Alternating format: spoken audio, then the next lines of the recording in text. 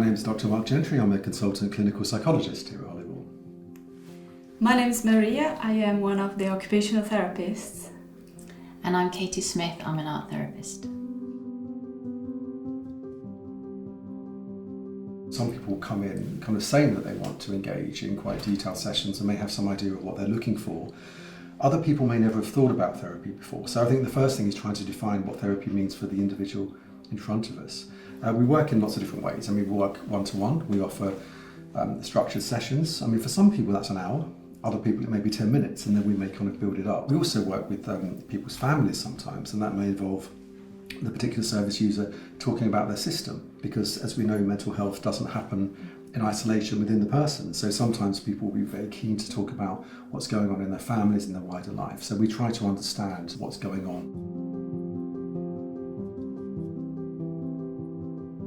In terms of occupational therapy here, we offer both groups and one-to-one sessions to all 4 wards that we have here.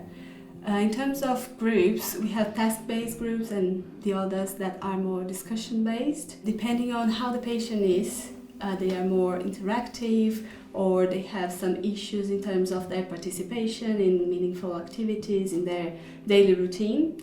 So we help them to structure the day and to engage more, to increase their motivation and to find issues that are preventing them to engage in their occupations. To name some of the groups, we do have craft, self-care group, we have cooking and baking, more task-based stuff. And in terms of interaction group, we have social group, we have leisure group, and we also have mental health discussion-based group.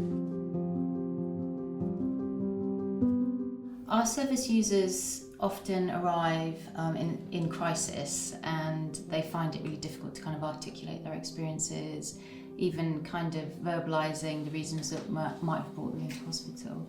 And I guess the arts therapies in general kind of offer different ways to communicate and tell their story. So we're quite lucky here. We have music therapy and art therapy qualified clinicians, but we're kind of uniquely placed because we're right next to Roehampton University. So we also have art therapy trainees, dance movement psychotherapy trainees, and drama therapy trainees. So it's a really kind of rich and diverse skill mix, I think, that we're able to offer here. These kind of sessions help people kind of connect to their identity and to their sort of creativity, which is a kind of healthy thing. And when people are in crisis, they kind of lose touch of these kind of meaningful things that they do. Obviously, these are quite short admissions, so a lot of what we do is kind of help get people back on their feet and then make recommendations. And sometimes my recommendations are kind of about psychological interventions, but sometimes it's like, go to a night school, you really loved clay, it was really meaningful to you, why don't you do a course or something like that? I hear myself saying quite a lot to people about becoming your own therapist, and I think it's about that, giving people tools, isn't it? Whether it's functionally, whether it's whatever, giving people something that they can then take on.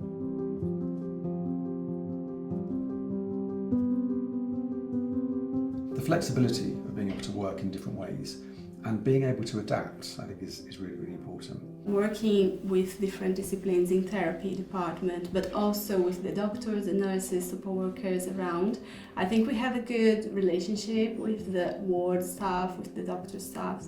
And it's very rewarding to have the space to talk, to share our experience with the patients in our settings. When we get feedback, and realistically we are able to do something, we will change the programme, and then again we'll get the feedback from the next cohort of patients that move through. What's quite unique about working, I guess, for ECG or working here rather than the NHS, it's that I was always part of like a huge hospital trust, and you would have your arts therapies department over here, you'd have your psychology, you'd have your AT, and it was very separate and also really big. Whereas we're quite a small hospital, we're just 4 wards. It's not that you don't get that in the NHS, but I guess my experience particularly is that it's just feels a lot more integrated at Holybourne Hospital.